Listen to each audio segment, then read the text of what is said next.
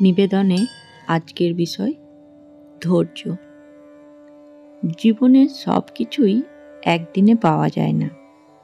ঠাকুর বলতেন, ধৈর্যই ঈশ্বরকে পাওয়ার পথ। তাই এই সূত্রে ঠাকুরের বাণী মনে পড়ে যায়, ধৈর্য ধরো, সময় এলেই সব হবে।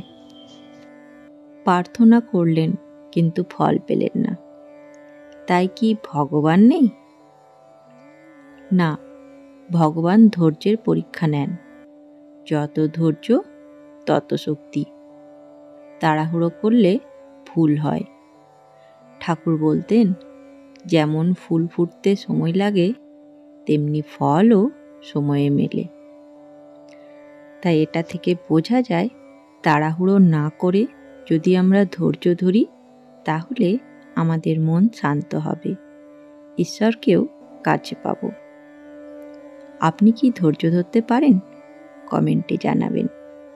জয় ঠাকুর, জয় মা।